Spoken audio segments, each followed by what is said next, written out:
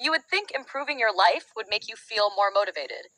But for a lot of people, the opposite happens.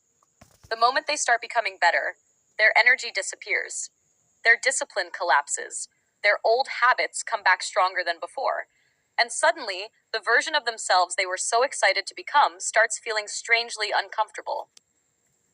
That's because self-improvement is not just a battle against bad habits.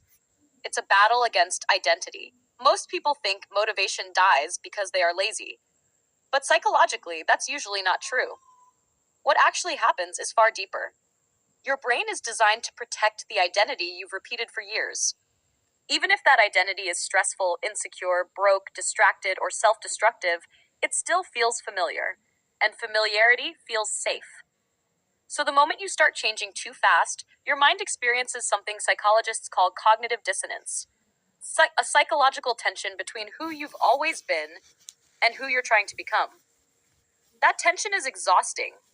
It's why someone can start waking up early, going to the gym, studying consistently, eating healthier, and suddenly feel mentally heavier than before. Not because growth is wrong, but because their nervous system is resisting the speed of the transformation. Your old identity starts fighting for survival. And the scary part is, self-sabotage usually doesn't look dramatic. It looks reasonable. I'll start again tomorrow. One break won't hurt. I just need to rest today. But slowly, the old version of you begins negotiating its way back into control.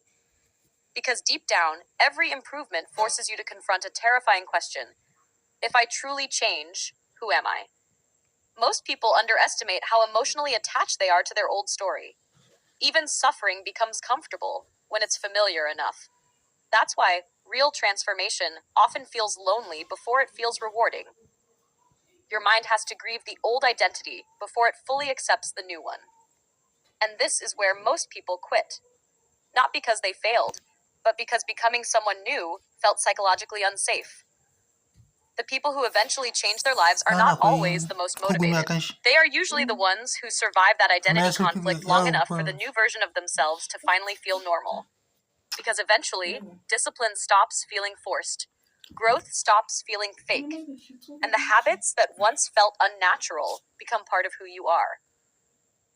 That's the strange truth about change. Your brain would rather protect a familiar misery than risk an unfamiliar freedom.